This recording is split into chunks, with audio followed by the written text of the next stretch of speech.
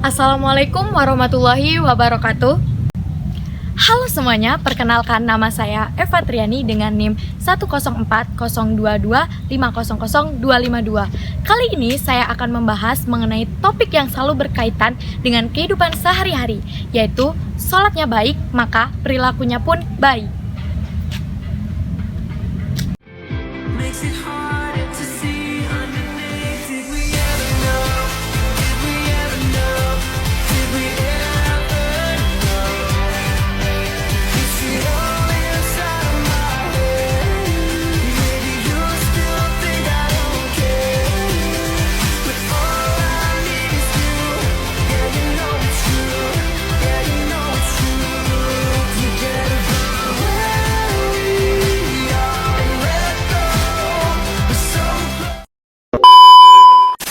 Setelah melihat cuplikan video tadi, teman-teman tahu nggak sih makna atau definisi dari sholat itu apa? Jadi, secara bahasa, sholat itu berarti doa. Secara istilah, sholat adalah ibadah yang terdiri dari perkataan dan perbuatan tertentu, dimulai dengan takbir dan diakhiri dengan salam, sesuai dengan syariat Islam. Dalil, Rasulullah SAW bersabda, sholat adalah tiang agama. Barang siapa menegakkannya, maka ia menegakkan agama, dan barang siapa yang meninggalkannya, maka ia meruntuhkan agama. Hadis riwayat Baihaqi.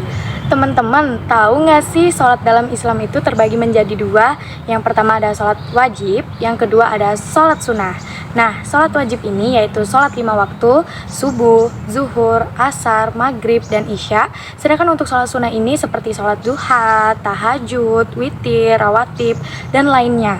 Untuk kedua jenis sholat ini sama-sama menjadi sarana untuk mendekatkan diri kepada Allah Subhanahu wa Ta'ala.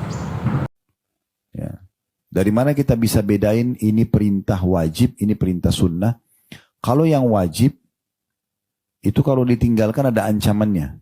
Kayak sholat 5 waktu misalnya. Hadisnya kan jelas. Kata Nabi SAW, pembeda dasar antara kami dengan orang-orang kafir adalah sholat, siapa yang meninggalkan dia telah kufur. Maka ada ancaman kekafiran. Kalau orang sengaja tinggalin sholat dengan membangkang, maka itu ada ancaman. Makanya sholatnya jadi wajib. Puasa Ramadan juga begitu, haji juga begitu. Semua itu ada ancaman-ancamannya. Ya. Tapi kalau perintah dan tidak diikuti dengan ancaman bagi yang meninggalkan, maka hukumnya sunnah. Nah, mirip dengan puasa Asyura ini.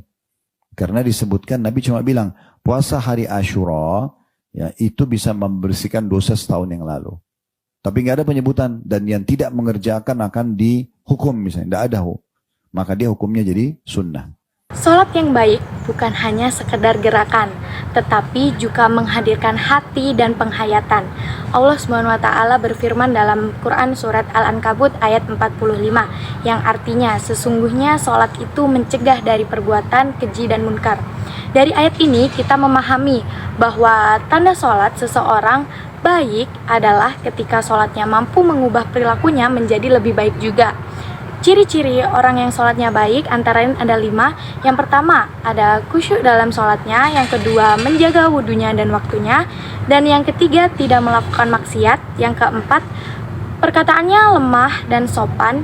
Yang kelima atau yang terakhir itu rajin berbuat baik kepada sesama. Maka, jika seseorang rajin sholat, namun masih berbuat buruk, itu percuma. Jadi sholatnya tuh belum benar-benar menyentuh hatinya, hanya sekedar sholat-sholat saja, untuk formalitas. Hikmah dari sholat yang baik. Sholat yang baik akan memperbaiki hati. Ketika hati baik, maka seluruh perilaku juga akan baik. Inilah mengapa Rasulullah SAW menjadikan sholat sebagai barometer keimanan seseorang. Hadis Rasulullah SAW bersabda, perumpamaan sholat 5 waktu itu seperti sungai yang mengalir di depan rumah salah seseorang di antara kalian, yang ia mandi di dalamnya 5 kali setiap hari. Hadis riwayat Bukhari dan Muslim. Hadis ini menunjukkan bahwa sholat membersihkan diri dan hati kita dari dosa dan sifat buruk. Jadi teman-teman semuanya, sholat bukan hanya kewajiban, tetapi juga kebutuhan. Jika kita memperbaiki sholat, maka Allah akan memperbaiki hidup kita. Mari kita renungkan apakah sholat kita sudah membuat perilaku kita lebih baik atau belum. Semoga kita menjadi hamba Allah yang senantiasa menjaga sholat dan memperbaiki akhlak.